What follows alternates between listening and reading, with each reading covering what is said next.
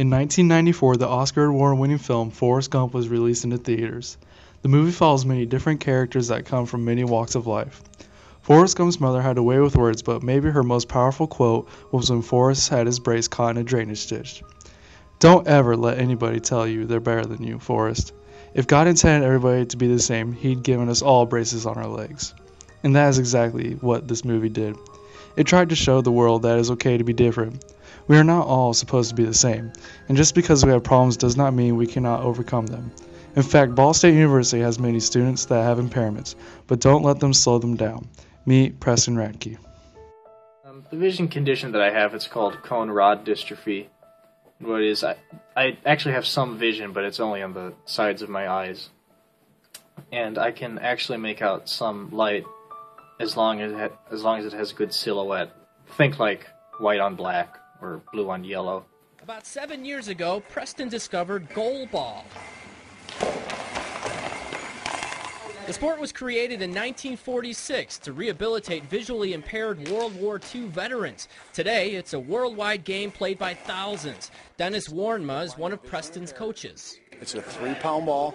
It's got 8 holes drilled through it, 3 bells on the inside so it rings. To make it fair, because it's for blind and visually impaired athletes, all the athletes on the floor have to wear blacked out goggles so nobody sees a thing.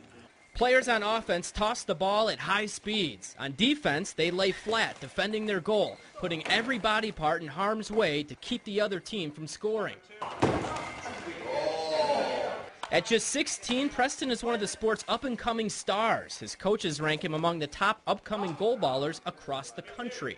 I notice sometimes when you throw the ball, it seems to hit the ground right away. You like it to bounce sometimes. Yeah, I like it to bounce because then if, let's say the team's down in form, if they're doing perfect form or imperfect form, it could hit maybe their top leg or their top arm or the upper part of their body that's on the floor on its upper rotation. Thus it would bounce over their body and into the goal.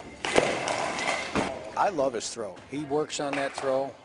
His offense is going to be fantastic. When he starts to fill out, if he did a little weight training and things like that, he'll be throwing that ball 50 miles an hour. Starting goalball, apart from just having a good time with it, it's taught me to be more independent and think more about advocating for myself. It's kind of more forced me to do that, because when I traveled to tournaments, a lot of times I had to travel on my own because my teammates had different travel plans or schedules didn't mesh, so we had to travel separately. And navigating through an airport by yourself when you're 14 or 15 and doing it several times is it makes you grow up quick. It makes you learn that you're gonna have to eventually do this on your own for a living. So it's really taught me just to think more about get me to think more like an adult than a kid. Not even Preston Radke himself would have thought he would be able to participate in an athletic event. But Preston told us that not only does he play in goalball, he also excelled in it. In fact, he was named All-American MVP of the High School National Championship Series. Here's Preston number 5 playing in 2011 against South Korea. Preston Radke is the perfect example of defying all odds and overcoming life's most difficult obstacles, something that Oscar award-winning film Forrest Gump set out to eliminate. Halfway across the world in South Africa, a man by the name of Oscar Pistorius is training for another attempt at gold. In the 2012 Summer Olympics in London, England, Oscar Pistorius became the first double-leg amputee to participate in the Summer Olympics. I really enjoy a challenge. I think the more you can sacrifice at something, the way sweeter the reward is. I've got 2 disabilities, I've got millions of abilities.